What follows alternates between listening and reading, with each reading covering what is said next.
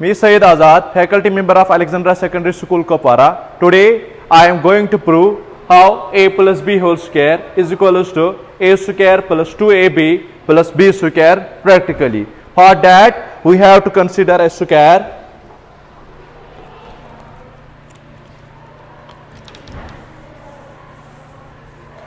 whose sides are in the ratio of a is to b. So total length of the sides of the square are a plus b. A plus b. When we calculate the area of this square, so we know that area of square is side square. The side of this square is a plus b. Therefore, the area of this square will be a plus b whole square. Second step is we have to bring another square of side A and place it here.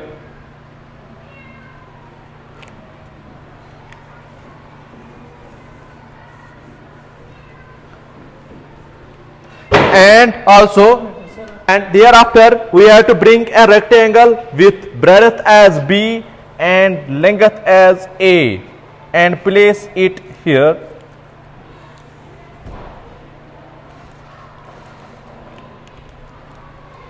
Also, we have to bring another rectangle of length A and breadth B and place it here in this way. Also, we have to bring a square of side B and place this square here. As we know that the area of square with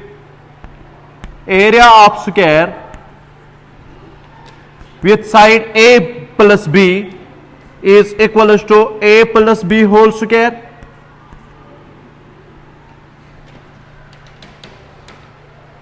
From this figure, we observe that the area of these four figures will be equals to area of that square, as these four figures coincides with the square A plus B. So area of the larger square with side A plus B means A plus B whole square will be equals to area of these four figures, that is area of this square, that is A square, area of this rectangle, that is AB, and area of this rectangle, that is also AB, and area of the square, that is B square.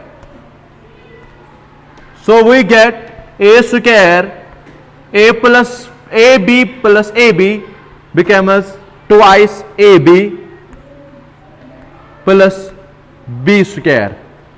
This is the practical proof how we can prove practically A plus B whole square is equals to A square plus 2AB plus B square. So in the same way, we can factorize quadratic polynomial x square plus 3x plus 2.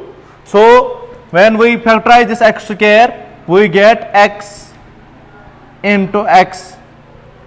When we factorize, split this 3x, we get x plus x plus x.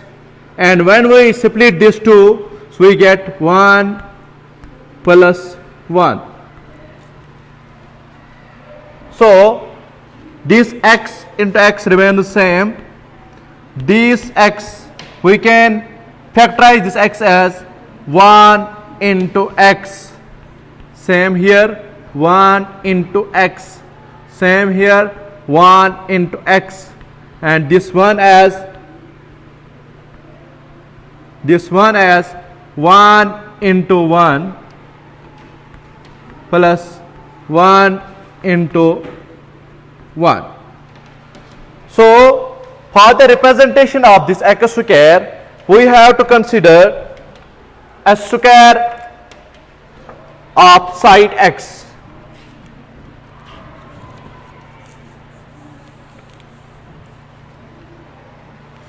And for representation of 3x, we have to consider three rectangles with length as x and breadth as 1. And for representation of these two, we have to consider two squares of side 1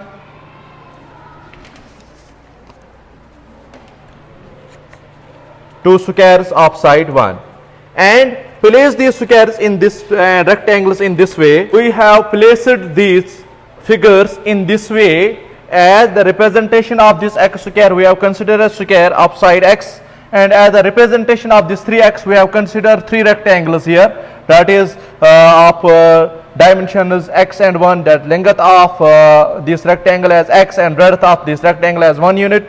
And for the representation of 2 we have considered two squares here of side 1. So when we observe this larger rectangle, we get the length of this larger rectangle as x plus 1 plus 1, means x plus 2, and the breadth of this rectangle as x plus 1.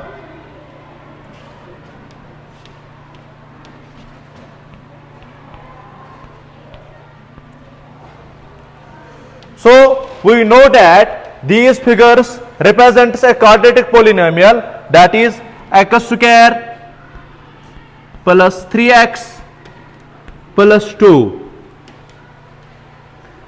The area of these figures will be equals to x square plus 3x plus 2 is equals to area of this resulting rectangle, that is with length x plus 2 and breadth x plus 1.